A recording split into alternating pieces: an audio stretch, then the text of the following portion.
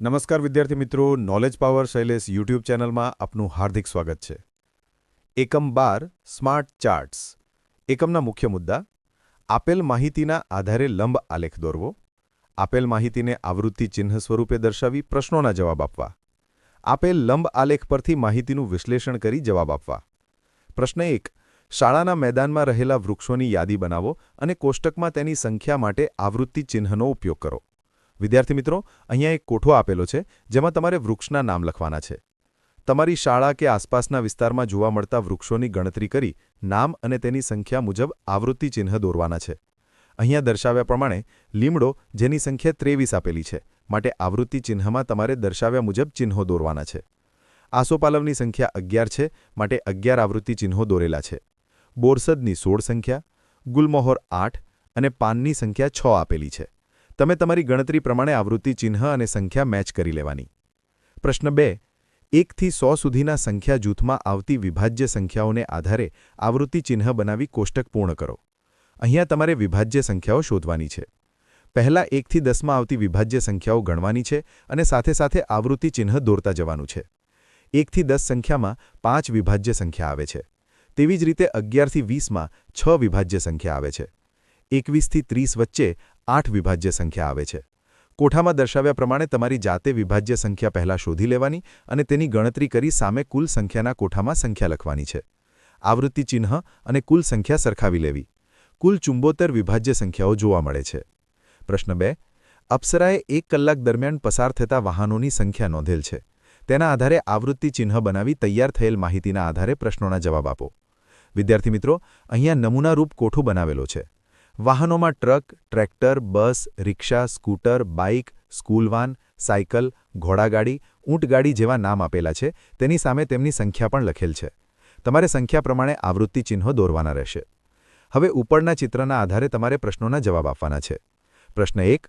અપ્સરાએ સૌથી ઓછા કયા વાહનો જોયા? જવાબ: અપ્સરાએ સૌથી ઓછા ઊંટગાડીના વાહનો જોયા, જેની સંખ્યા ફક્ત 4 છે. પ્રશ્ન 2. ટ્રક અને બસની સંખ્યા મળી કુલ કેટલા વાહનો થાય? જવાબ: ટ્રકની સંખ્યા 14 અને બસની સંખ્યા 11 મળીને કુલ વાહન 25 થાય છે. પ્રશ્ન 3. અપ્સરાએ કુલ કેટલા વાહનો જોયા? જવાબ: અપ્સરાએ કુલ 139 વાહનો જોયા. પ્રશ્ન 4. અપ્સરાએ સૌથી વધુ કયા વાહનો જોયા? જવાબ: અપ્સરાએ સૌથી વધુ વાહનો બાઇક જોયા, જેની સંખ્યા છે 35, જે સૌથી વધુ છે. પ્રશ્ન 5. ટ્રેક્ટર કરતાં રિક્ષાની સંખ્યા કેટલી વધારે છે? જવાબ: ટ્રેક્ટર કરતાં રિક્ષાની સંખ્યા 12 વધારે છે. રિક્ષાની સંખ્યા 20 છે, જેમાંથી ટ્રેક્ટરની સંખ્યા 8 બાદ કરતા જવાબ મળે છે 12. પ્રશ્ન 6. કયા 2 વાહનોની સંખ્યા સરખી છે? જવાબ: ટ્રેક્ટર અને ઘોડાગાડીની સંખ્યા સરખી છે. પ્રશ્ન 7. સૌથી વધારે વાહનો અને સૌથી ઓછા વાહનો વચ્ચેનો તફાવત કેટલો છે? જવાબ: સૌથી વધારે વાહનો બાઇક, જેની સંખ્યા 35 છે, અને સૌથી ઓછા વાહનો ઊંટગાડી, જેની સંખ્યા 4 છે. 35માંથી 4 બાદ કરીશું તો જવાબ મળે છે 31, માટે તફાવત આવશે 31. પ્રશ્ન 3. નીચે આપેલ લંબ આલેખમાં ધોરણ 5ના વિદ્યાર્થીઓએ ગણિત વિષયમાં મેળવેલ ગુણ આપેલા છે. તેના પરથી પ્રશ્નોના જવાબ લખો. વિદ્યાર્થી મિત્રો, અહીંયા આપેલા લંબ આલેખના ચિત્રના આધારે તમારે નીચેના પ્રશ્નોના જવાબ આપવાના છે. પ્રશ્ન 1. સૌથી ઓછા ગુણ કોણે મેળવ્યા છે? જવાબ: સૌથી ઓછા ગુણ રાજેશે મેળવ્યા છે. પ્રશ્ન 2. સપના અને રોહિતના ગુણનો તફાવત કેટલો છે? જવાબ: સપના અને રોહિતના ગુણનો તફાવત 29 થાય છે. તમે જોઈ શકો છો કે સપનાના ગુણ 59 અને રોહિતના ગુણ 88 છે.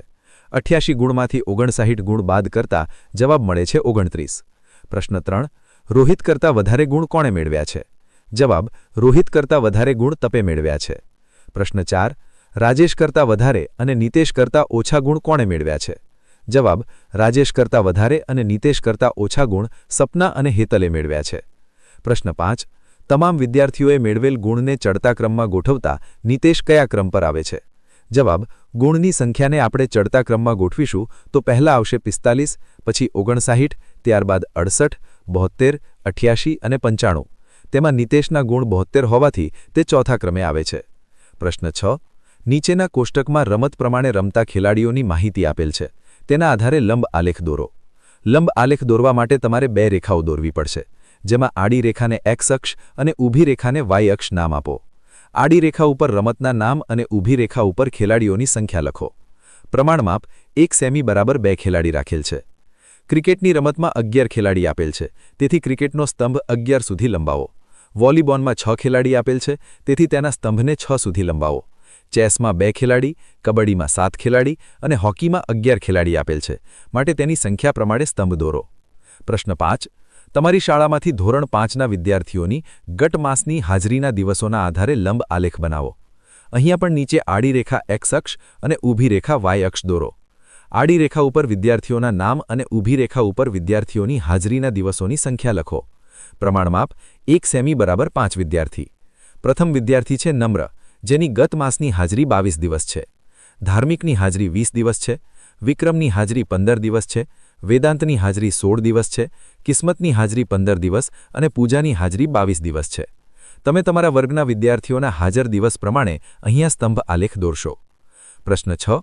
ધોરણ 5ના વિદ્યાર્થીઓને ભાવતી મીઠાઈની માહિતી આપેલ છે. તેના આધારે પાઈ ચાર્ટ બનાવો.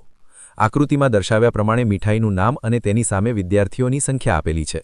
તમારે તેના આધારે પાઈ ચાર્ટ બનાવવાનો છે. તમે જાણો છો કે વર્તુળનો કુલ માપ 360 અંશ હોય છે. અહીંયા વિદ્યાર્થીઓની સંખ્યા 60 છે, માટે 360ને 60 વડે ભાગતા 6 જવાબ આવે છે, એટલે કે 1 અંશ બરાબર 6 વિદ્યાર્થી થશે. જલેબી ભાવતી હોય તેવા 15 વિદ્યાર્થી છે, માટે ખૂણાનું માપ તમે શોધશો તો ખૂણાનું માપ આવશે 15 × 6 બરાબર 90 અંશ. પેંડા ભાવતા હોય તેવા 10 વિદ્યાર્થી છે, માટે 10 × 6 બરાબર 60 અંશ. ગુલાબજાંબુ ભાવતા હોય તેવા વિદ્યાર્થીઓની સંખ્યા છે 30, માટે ખૂણાનું માપ મળશે 30 × 6 બરાબર 180 અંશ. બરફી ભાવતી હોય તેવા વિદ્યાર્થીઓની સંખ્યા છે 5, માટે 5 × 6 બરાબર 30 અંશ. પાઈ ચાર્ટ દોરવા માટે સૌપ્રથમ આપણી વર્તુળ દોરીશું. વર્તુળમાં 180 અંશ જગ્યા ગુલાબમૂન રોકે છે, માટે 360 અંશનો 1/2 ભાગ ગુલાબ માટે આવશે. 90 અંશ ભાગ જલેબી માટે આવશે, જેમાં 15 વિદ્યાર્થી છે. 60 અંશ ભાગ પેંડા માટે આવશે, જેમાં 10 વિદ્યાર્થી છે, અને 30 અંશ ભાગ બરફી રોકે છે, જેમાં 5 વિદ્યાર્થી છે. દાખલો 7. ધોરણ 4ના વર્ગખંડના વિદ્યાર્થીઓને ગમતા કલરની માહિતી આપેલ છે. તેના આધારે પાઈ ચાર્ટ બનાવી નીચેના પ્રશ્નોના જવાબ આપો. પહેલા આપણે માહિતીના આધારે અંશમાપ શોધી લઈએ અને પછી પાઈ ચાર્ટ દોરીશું. અહીંયા કુલ વિદ્યાર્થીની સંખ્યા 40 છે, માટે 360 ભાગ્યા 40 કરીશું તો જવાબ મળે છે 9, એટલે કે 1 અંશ બરાબર 9 વિદ્યાર્થીની સંખ્યા. લાલ કલરમાં 5 વિદ્યાર્થી છે, માટે 5 × 9 બરાબર 45 અંશ. પીળા રંગમાં 10 વિદ્યાર્થી છે, માટે 10 × 9 બરાબર 90 અંશ. લીલા રંગમાં 5 વિદ્યાર્થી છે, માટે 5 × 9 બરાબર 45 અંશ. સફેદ રંગમાં 20 વિદ્યાર્થી છે, માટે 20 × 9 બરાબર 180 અંશ. વર્તુળમાં તમે જોઈ શકો છો કે સૌથી વધુ પસંદ હોય તેવા 20 વિદ્યાર્થીઓ છે, જે વર્તુળનો 180 અંશ ભાગ રોકે છે. પીળો રંગ 10 વિદ્યાર્થીઓને પસંદ છે, જે વર્તુળનો 90 અંશ ભાગ રોકે છે. લાલ રંગ 5 વિદ્યાર્થીઓને પસંદ છે, જે વર્તુળનો 45 અંશ ભાગ રોકે છે. તેવી જ રીતે લીલો રંગ 5 વિદ્યાર્થીઓની પસંદ છે, જે વર્તુળનો 45 અંશ ભાગ રોકે છે. હવે પાઈ ચાર્ટને ધ્યાનમાં રાખીને તમારે નીચેના પ્રશ્નોના જવાબ આપવાના છે. પ્રશ્ન 1. કુલ વિદ્યાર્થીઓમાંથી અડધા ભાગના વિદ્યાર્થીઓને કયો કલર ગમે છે? જવાબ: અડધા ભાગના વિદ્યાર્થીઓને સફેદ રંગ ગમે છે. પ્રશ્ન 2. કુલ વિદ્યાર્થીઓમાંથી ચોથા ભાગના વિદ્યાર્થીઓને કયો કલર ગમે છે? જવાબ: ચોથા ભાગના વિદ્યાર્થીઓને પીળો કલર ગમે છે. પ્રશ્ન 3. કયા 2 કલર સરખા વિદ્યાર્થીઓને સરખા ભાગમાં પસંદ છે? જવાબ: લાલ અને લીલો કલર સરખા વિદ્યાર્થીઓને સરખા ભાગમાં પસંદ છે.